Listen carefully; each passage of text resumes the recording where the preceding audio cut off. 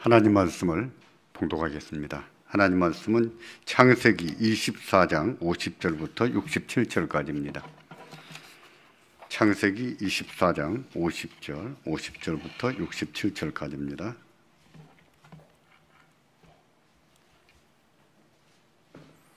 지난주와 동일한 본문입니다. 제가 받들어 읽겠습니다. 24장 50절입니다. 라반과 부두엘이 대답하여 가로되 이 일이 여호와께로 말미암았으니 우리는 가부로 말할 수 없노라. 리브가가 그대 앞에 있으니 데리고 가서 여호와의 명대로 그로 그대의 주인의 아들의 아내가 되게 하라. 아브라함의 종이 그들의 말을 듣고 땅에 엎드려 여호와께 절하고 은금 폐물과 의복을 꺼내어 리브가에게 주고 그 오라비와 어미에게도 보물을 주니라. 이에 그들 곧 종과 종자들이 먹고 마시고 유숙하고 아침에 일어나서 그가 가로되 나를 보내어 내 주인에게로 돌아가게 하소서.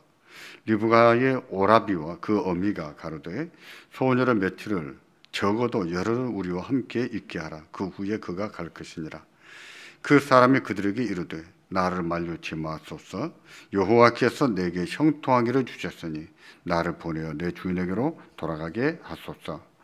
그들이 가로되 우리가 소녀를 불러 그에게 물으리라 하고 리브가를 불러 그에게 이르되 네가 이 사람과 함께 가려느냐?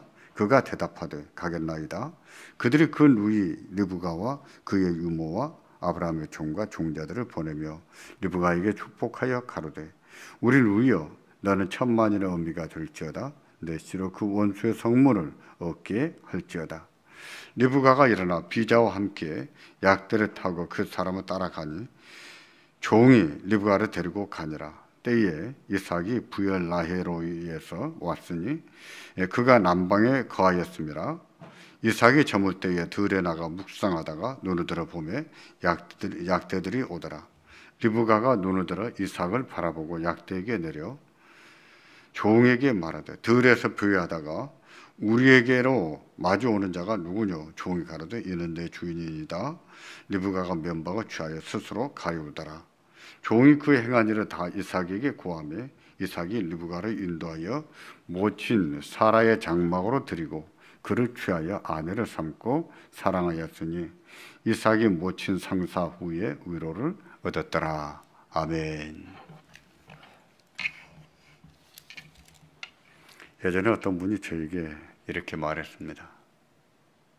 목사님, 예수님 집안에는 기생 라합도 있고 과부 롯도 있는데 우리 집안에는 그런 며느리를 맞이하지 않습니다.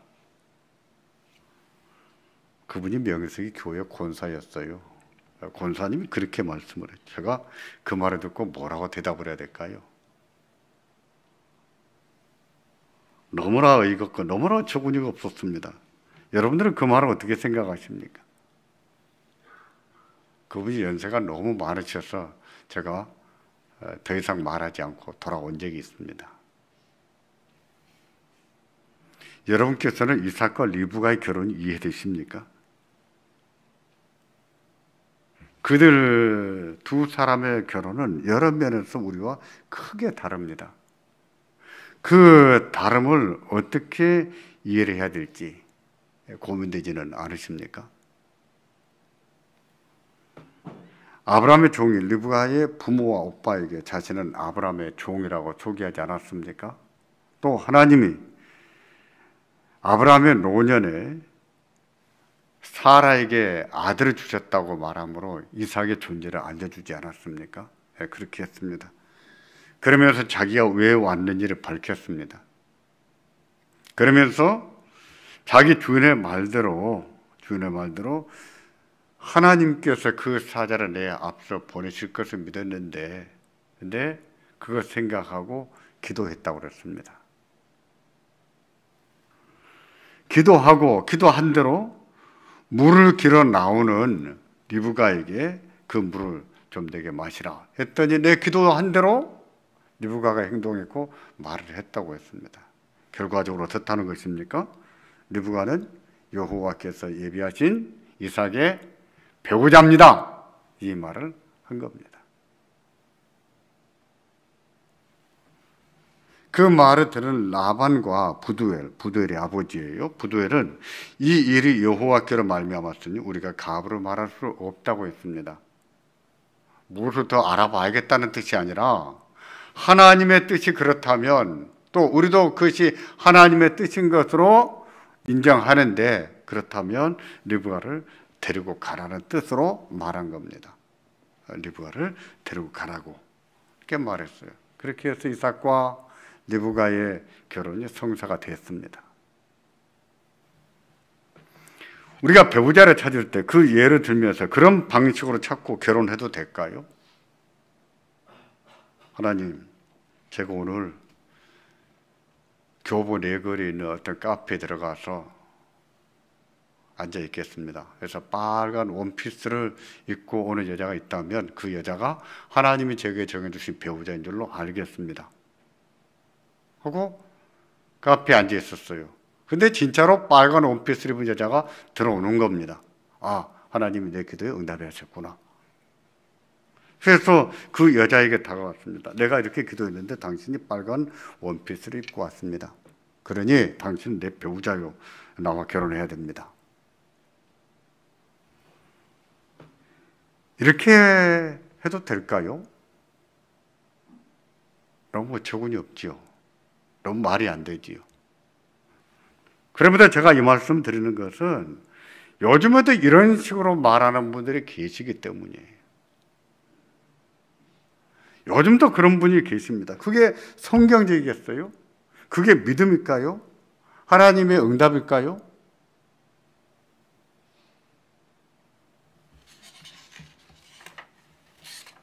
그런 식으로 했다가는 정신병원에 들어갈 수가 있지요. 그것은 하나님의 응답도 아니고 계시도 아닙니다. 결혼하고 싶은 생각에 몰려마다가 헛소리를 들은 것이죠. 성경에 나오는 특별한 사건을 보편적인 사건으로 이해하는, 또 그렇게 말하는 분들을 볼 수가 있어요. 설교하는 목사님들도 성경에 나오는 단회적인 사건, 아주 특별한 사건을 누구나 그래야 되는 것처럼, 그렇게 해도 되는 것처럼, 보편적인 가치, 보편적인 진리인 것처럼 말하는 경우들이 있단 말입니다.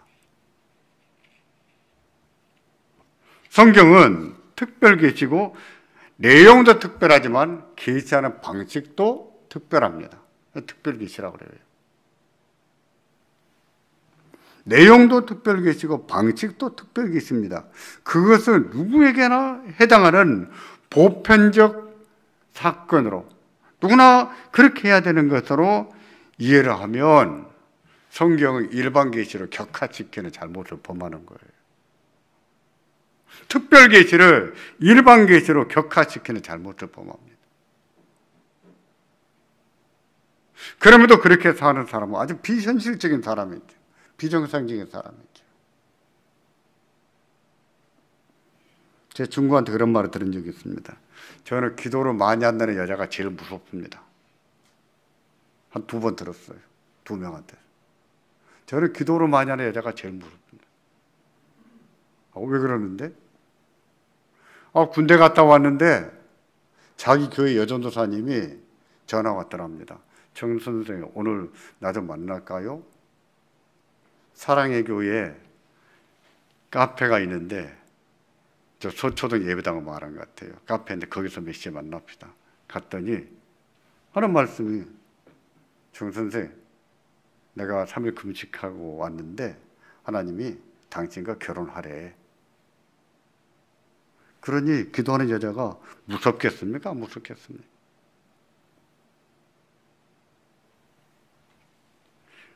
그런 경우만이 아닙니다. 땅밟기가 그래요. 땅밟기. 여호수아가 여리고성을 무너뜨릴 때에 하루에 한 바퀴씩 돌지 않았습니까? 7째 날 7바퀴 돌지 않았습니까? 그렇게 해서 성이 무너졌습니다. 그렇다고 해서 아이성도 그렇게 무너졌습니까? 모든 성이 다 그렇게 무너졌습니까? 여리고성만 그렇게 무너진 거예요. 그건 특별한 사건이에요. 이 전쟁에 하나님께 그 주권이 있다는 것을 보여주는 특별한 사건이에요. 단회적인 사건입니다. 그것은 보편화시켜서 말하면 안 되는 거예요. 그런데 요즘도 어떤 선교단체나 교회에서 땅받기 하는 교회나 선교단체가 있어요. 야, 우리가 예배당 건축을 해야 되는데 땅은 없고 어떻게 하나? 오늘 밤부터 저 집을 우리가 한 바퀴씩 돕시다. 매일 밤마다 몇 시에 모여서. 그게 정상적인 사고입니까? 성경 그렇게 보면 되겠어요? 어떤 선교단체가 그렇게 했답니다.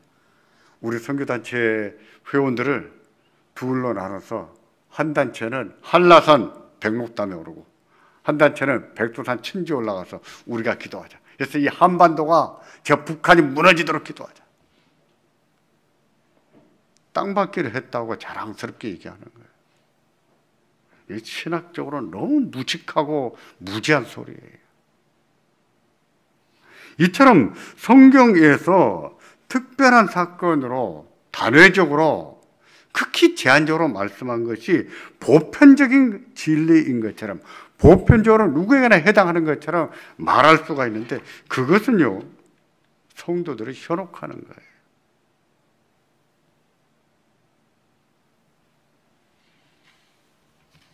그런 말에 현혹된 사람들은요 혼란에 빠집니다. 잘못된 판단을 할 수 있어요. 정말 조심해야 돼요. 안타까운 것은요 사람은요 지식보다 경험이 앞서요. 그래서 한번 땅받기 해본 사람들은 아무리 그게 아니라고 가르쳐도 또 땅받기 합니다. 그렇더라고요. 올바른 지식을 따라 믿음 생활하려고 하지 않고 자기가 어렸을 때 해봤던 어떤 경험, 그런 경험을 따라 믿음 생활하려고 하는 거예요.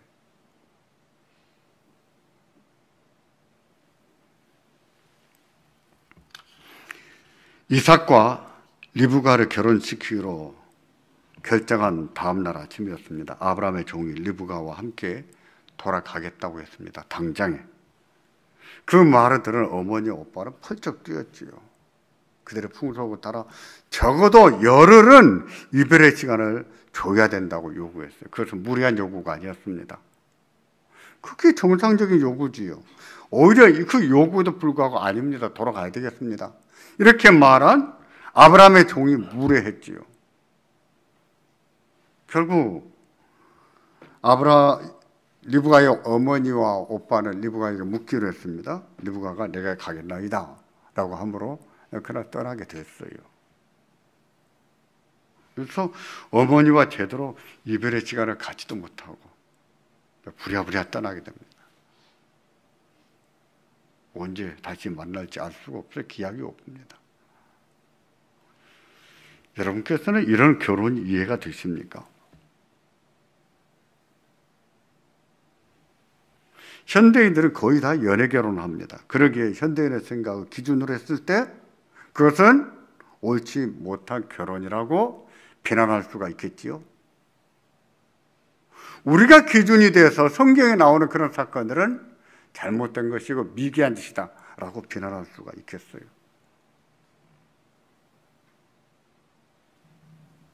그것은요 성경과 고대인을 지성이 낮은 인간으로 폄훼하는 이유도 될 수가 있어요. 그럴까요? 고대인들은 우리보다 지적 수준이 낮았을까요? 도덕적인 수준이 낮았을까요? 오늘 현대인과 같은 그런 가치를 갖지를 못했을까요? 우리보다 미개했을까요? 우리가 그렇게 생각하기가 쉽습니다만은 그렇지 않았어요. 그렇지 않았습니다. 우리는 우리가 기준이 되어버린 것이 문제지. 우리 기준을 가지고 그들을 판단하려고 하는 것이 문제지.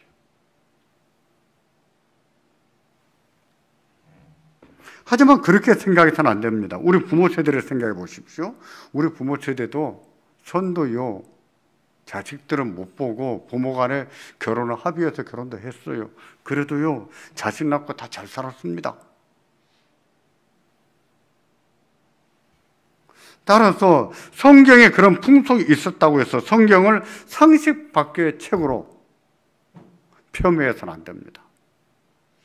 성경에 그런 내용이 있다고 해서 성경을 비난해서는 안 되는 거예요. 아브라함과 이삭과 리브가를 미개하고 비이성적인 인물로 폄훼해서는 안 됩니다. 우리 부모 세대의 이혼율과 현대인의 이혼율을 참고해 보세요. 누가 더 못 삽니까? 현대인들이 훨씬 못 살아요. 그것만 봐도 알 수 있잖아요. 결코 현대인의 결정과 풍속이 옳다라고 말할 수가 없어요.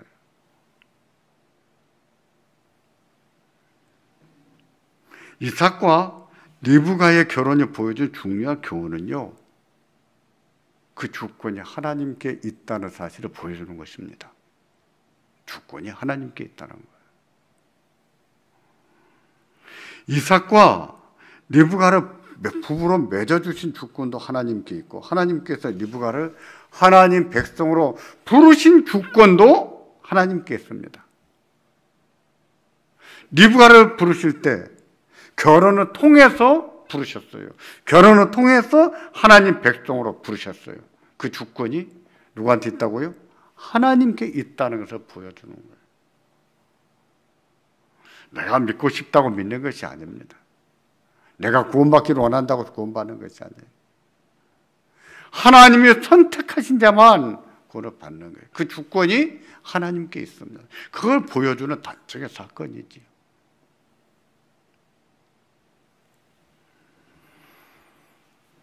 그리고 하나님께서 선택하신 백성을 부르셨을 때 그들은 믿음으로 순종해야 됩니다. 하나님께서는 그 믿음을 그 사람의 의로 여기세요. 리브가의 경우 이삭과 결혼을 통해서 부르셨는데, 그렇게 함으로 리브가는 믿음으로 순종하고 또 하나님 백성으로 들어오게 되지요. 그것은요, 우리의 경우도 마찬가지입니다. 어떤 사람은 부모를 통해서 부르시고 어떤 사람은 배우자를 통해서 부릅니다. 어떤 사람은 생명 부재 전도자를 통해서도 불러요. 직장 동료를 통해서도 부를 수 있죠. 하나님이 부르시는 방식은 다 달라요. 하지만 중요한 사실, 통일된 사실은 무슨관이 어떤 방식으로 누구를 통해서 부르셨든 거듭나게 하실 때는 반드시 하나님 말씀을 듣게 하신다는 거예요. 하나님 말씀을 듣게 해서 거듭나게 하십니다. 듣게 해서 성령으로 거듭나게 하세요. 그때의 믿음으로 결단하게 하시죠. 일반적으로 하나님 말씀을 교회에서 듣습니다. 일반적으로 대부분이 그래요. 교회에서 듣습니다. 목사의 설교를 통해서 듣습니다. 새신자반이나 성경 공부반에서 배운다면 그보다 좋을 수가 없습니다. 하나님 말씀을 듣는 가운데 하나님이 누구신지, 내가 왜 죄인인지, 왜 믿어야 되는지 하나님이 하나하나 깨닫게 하세요. 하나하나 깨닫게 합니다. 내가 왜 예수를 믿어야 되는지 깨닫게 하시고 예수를 영접할 수 있도록 은혜를 주십니다. 그런 과정에서 하나님이 그 사람을 거듭나게 하세요. 믿음을 주시죠. 회개가 일어나죠.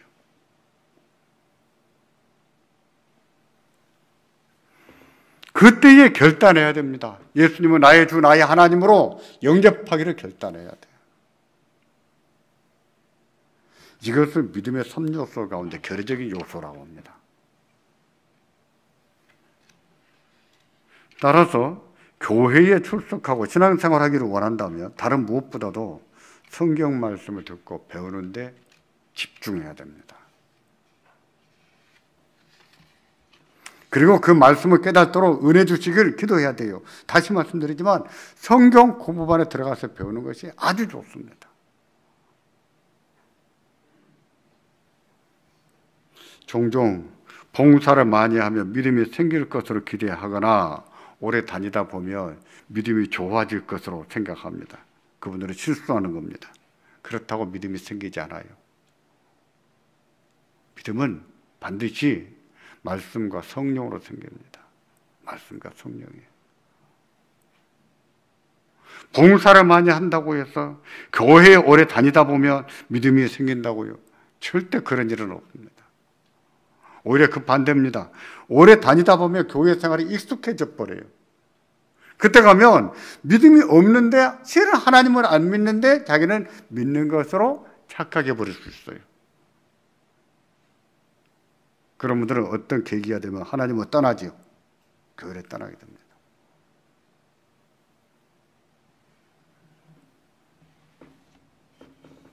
그러기에 하나님 말씀을 듣고 배우는 것이 중요한 거예요.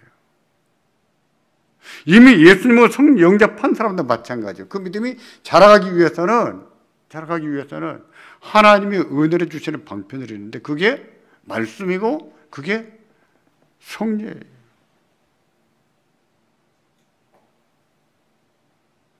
교회 생활을 잘해야 되는 이유가 여기 있습니다. 하나님 앞에 예배하려 해야 되지만 하나님 말씀 듣고 또 성령의 동참함으로 하나님의 은혜를 주시거든요. 그 은혜를 입어서 우리의 믿음이 자라게 되는 것입니다.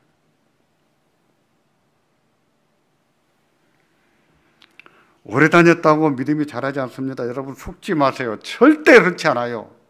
타성에 젖어가요. 타성에. 능구렁이가 돼갑니다. 하나님을 믿는 믿음은 없는데 교회 생활이 익숙해져서 타성에 젖어요. 오래 다니다고 믿음이 자라지 않습니다. 하나님 말씀 늘 읽고 묵상하고 그 말씀으로 자기를 쳐서 복종을 지키고 성리에 참여하는 가운데 그 성리에 동참하는 그 은혜가 있을 때 우리 믿음이 자라가는 거예요.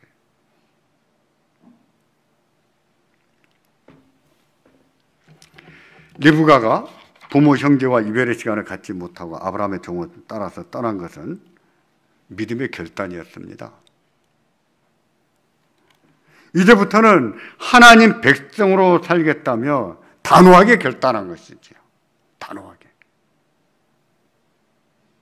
어떻게 어머니와 이별의 시간을 제대로 갖지 못했는데 어떻게 오늘 아침에 얘기했는데 그날 따라갈 수 있겠어요? 단호하게 결단이죠.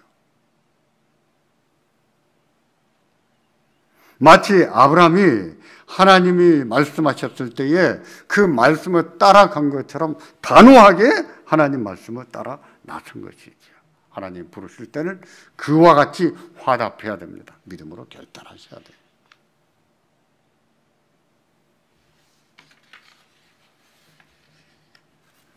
우리가 이삭과 리브가의 결혼을 보면서 의문을 품는 것 중 또 하나는 근친간의 결혼입니다. 창세기 24장 24절을 보면 리브가가 자신을 소개할 때 나는 밀가가 나홀에게 낳은 아들 부두엘의 딸이라고 했습니다. 나홀은 아브라함의 형제예요. 리브가는 나홀의 아들의 딸이에요. 손녀지요. 다시 말해서 부두엘은 아브라함의 조카였고 리브가는 그 조카의 딸, 손녀였어요. 손녀. 우리나라는 촌수셈법이 엄격합니다. 형제의 자녀는 조카, 조카의 자녀는 다 손주로 말하지 않습니까? 그러나 고대 유대인의 촌수는요, 우리처럼 촌수 계산법이 1촌, 2촌, 3촌, 4촌, 5촌 이렇게 따라가지 않았습니다. 그래서 성경은요, 조카도 동생으로 표현해요. 조카도 동생입니다. 손주도 동생으로 표현해요.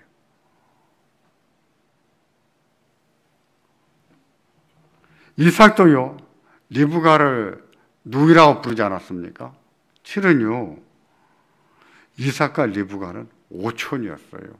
오촌.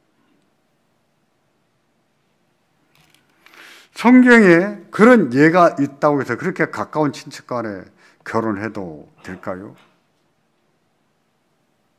성경에 등장하는 풍속은 우리에게 꼭 지켜라, 이 풍속대로 살아야 된다라고 말씀하는 풍속일까요? 그렇게 생각하는 사람들이 있습니다. 성경의 풍속대로 살아야 된다. 교파도 그래요. 기독교 교파도 성경의 그런 풍속을 따라 고수하는 그런 교파들이 있어요. 그래서 일부 다처제를 추구하는 그런 교파도 있습니다. 미국에는.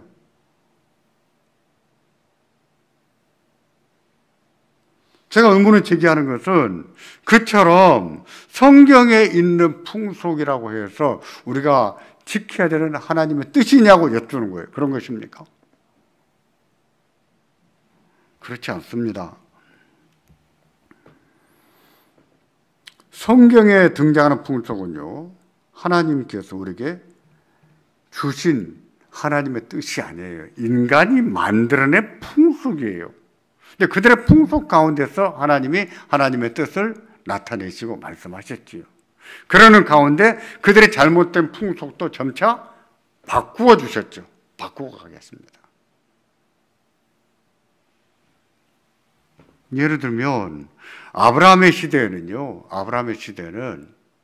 그때는 근친 간의 결혼이 율법에 어긋난 것이 아니었어요. 문제가 없었습니다. 그런데 그보다 400년 후에 주신 모세 율법에서는 근친 간의 결혼을 금지했습니다. 아브라함 때는 통용이 되던 풍속이 모세 율법을 통해서 금지된 것이죠. 따라서 성경의 그런 풍속을 하나님의 뜻 자체로 여겨서는 안 됩니다. 아브라함 시대에 통용됐던 풍속도 모세 율법을 통해서 다 개선하지 않았습니까? 맞아요. 그런 거예요. 그런 풍속은요, 성경을 이해하는 배경 정도로 이해를 해야 되지, 우리가 그렇게 해도 되는 것처럼 생각하는 풍속은 아닙니다. 그럼에도 불구하고 유대인들은 근친 간의 결혼을 풍속을 오랫동안 지켜왔습니다. 지금도 그렇다고 그래요. 결과적으로 유전적으로 다양한 문제들을 떠안았는데 그 중에 하나가 세계 최고의 난임 민족이라고는 오명을 써요. 세계에서 가장 난임이 심한 민족이 어디냐? 유대인들이에요. 아브라함 부부도 난임이지 않았습니까? 이삭 부부도 그러지 않았습니까? 에서는 가나안 여인과 결혼해서 그러지 않았었는데 야곱은 라헬과의 관계에서 난임을 많이 겪지 않습니까? 보십시오. 오늘날도 유대인들은요, 난임이 심해요. 정말 그렇다 그래요. 언젠가 제가 검색하다가 못 찾아서 몇 월 며칠자 무슨 신문인지 알려드릴 수가 없는데 신문에 난 적이 있어요. 세계 최고의 난임 민족.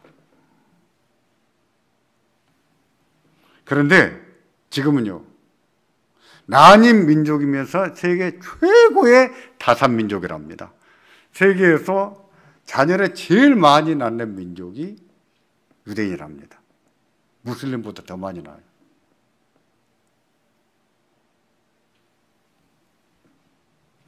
그게 어떻게 가능했을까요?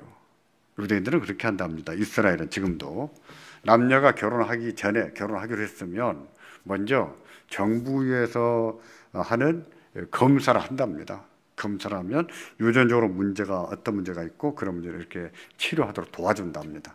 그렇게 해서 결혼 전에 치료하고 결혼을 한다네요. 그래서 그들은 세계 최고의 난임 민족이지만 다산 민족이 됐다, 이렇게 말하고 있습니다.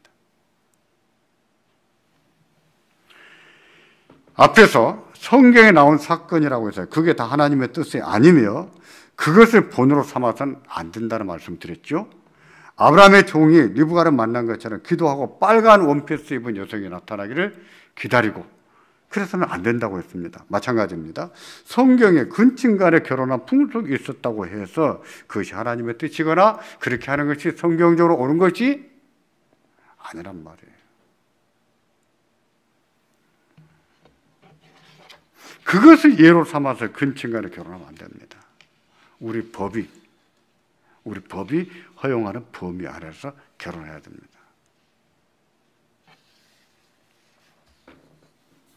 이삭과 리브가의 결혼은 정말 놀라운 사건입니다. 이해하기 힘든 내용을 많이 담고 있습니다. 그러나 현대인의 풍속과 관습에 비춰서 틀렸다고 말하지 않도록 조심해야 돼요. 그 사건은 하나님의 나라를 세우기 위해서 하나님이 자기 백성을 어떻게 부르셨는가를 보여주신 사건이에요. 비록 그것이 결혼을 통해서 겹쳐서 보여 나타났지만, 기생 라합이 하나님 백성이 된 사건이나 과부 룻이 보아스와 결혼한 사건은 하나님이 자기의 선택받은 자들을 어떻게 부르셨는가를 보여주는 거예요. 그 주권이 누구한테 있다고요? 하나님께 있다는 것을 보여준 겁니다. 하나님이 선택하신 자는 언제든지 반드시 부른다는 것을 보여주신 거예요.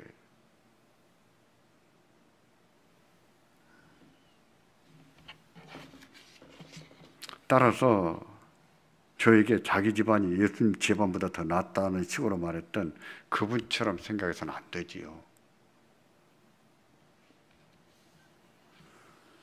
드디어 리브가가 이삭이 사는 땅에 도착했습니다. 돌아왔습니다. 리브가가 왔을 때 이삭은 리브가를 자기 어머니가 머물렀던 사라의 장막으로 안내했습니다. 성경은 그들의 결혼식에 대해서 어떤 언급을 하지는 않아요. 하지만 둘은 결혼해서 리브가를 아내로 삼았습니다. 두 사람은 행복하게 잘 살았습니다. 행복하게 잘 살았어요. 그 결혼이 이삭에게 얼마나 위안이 됐던지요. 얼마나 위로가 됐던지요.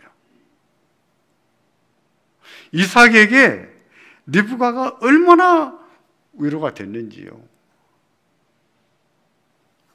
사라가 99살에 낳은 아들이었습니다. 아이를 못 낳는 줄로 알았다가 늙어서 매우 늙어서 낳은 아들이에요. 이렇게 난산을 겪다가 늦게 나온 엄마들의 아기를 키우는 거 보면 정말 특별하더라고요. 친정 엄마한테 내게를 안 맡길 정도로 정말 특별합니다. 엄마 사라는 그 아들을 그 누구보다도 애지중지 키우지 않았겠어요? 이삭은요, 어머니 아버지 품속에서 크지 않았을까요? 그러다가 엄마가 돌아가셨습니다. 그때 이삭의 나이가 27살이었어요. 적은 나이는 아니었습니다. 하지만 이삭의 마음이 얼마나 아팠겠습니까? 이삭의 마음이 얼마나 슬펐겠어요. 여러분의 상상에 맡깁니다만은 그 엄마가 돌아가셨다는 것이 이삭의 마음에 얼마나 큰 아픔이었고 얼마나 큰 슬픔이었겠어요. 그런 이삭에게 무슨 말로 위로한들 위로가 되겠습니까? 그런 이삭이 리브가를 아내로 맞아서 결혼한 겁니다. 가정을 이뤘어요. 생각해 보십시오. 위로가 많이 됐겠지요? 그런 사실을 본문 24장 67절에 보면 이렇게 말씀합니다. 다 같이 보겠습니다. 이삭이 리브가를 인도하여 모친 사라의 장막에 들이고 그를 취하여 아내를 삼고 사랑하였으니 이삭이 모친 상사 후에 위로를 얻었더라. 다시요. 24장 67절입니다. 이삭이 리브가를 인도하여 모친 사라의 장막에 들이고 그를 취하여 아내를 삼고 사랑하였으니 이삭이 모친 상사 후에 위로를 얻었더라.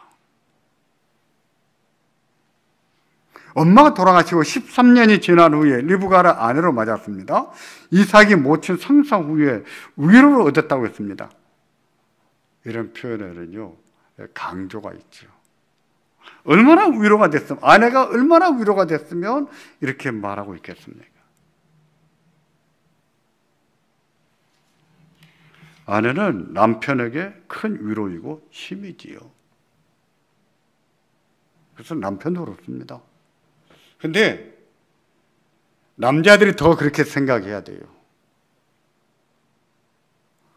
남편도 아내에게 위로인데, 근데 남자들이 더 아내는 남편에게 더 큰 위로다라고 생각해야 됩니다. 왜냐하면 현실이 그래요. 남자는 늙으면 못 삽니다. 혼자 사는 능력이 절대 부족해요. 여자는요, 혼자 사는 능력이 남자보다 탁월해요. 영등포에 있는 광야교회 임명희 목사님이 목회하잖아요. 거기에 노숙인들 110명이 함께 사십니다. 거기에 남자가 몇 명이고 여자가 모두 110명이에요. 110명인데 남자가 몇 명이고 여자가 몇 명이나 될까요? 저는 충격을 먹고 왔습니다. 남자가 100명, 여자가 10명밖에 안 되더라. 이거 어찌된 일이냐? 어떻게 이럴 수가 있느냐? 제가 물었어요. 임명희 목사 말이 여자는 생존 능력이 있다. 남자는요, 생존 능력이 없다. 그런 것을 보면 아내는 남편에게 큰 위로이고 힘인 게 분명합니다. 남편도 그래야 됩니다만 또 아내도 서로 그렇게 해야 됩니다만은 더 아내가 더 위로가 되고 더 힘이 든 것이 현실인 것 같아요.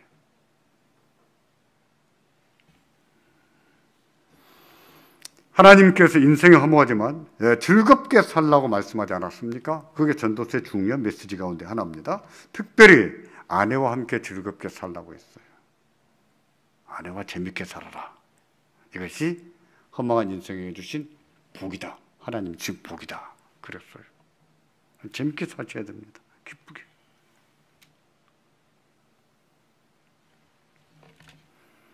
보편적으로 한국은 남자들이 재미가 없지요. 재미가 없는 편이에요. 그래서 여자들은 더 힘들어합니다. 좀 노력을 해야 됩니다. 하나님께서는 아내와 함께 기쁘게 살아야 된다.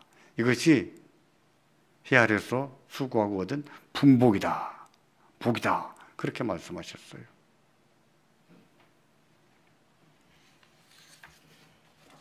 더욱이 하나님 백성에게 아내는 하나님의 나라를 함께 물려받을 배우자예요.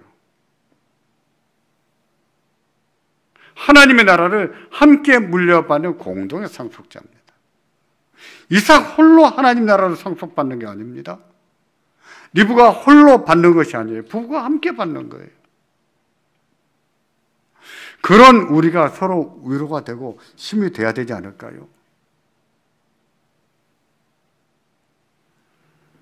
이삭이 어머니가 돌아가신 뒤에 큰 상심, 어머니가 돌아가심으로 마음이 많이 아프고 슬프고 낙심하는 가운데 있었지만 아내로 인해서 크게 위로를 얻었다라고 했습니다. 우리도 서로 간에 위로가 되고 힘이 되어주고 그렇게 함으로 하나님의 나라, 하나님의 뜻을 이뤄나가는 가정들 또 성도가 되기를 주의 이름으로 축원합니다. 기도하겠습니다.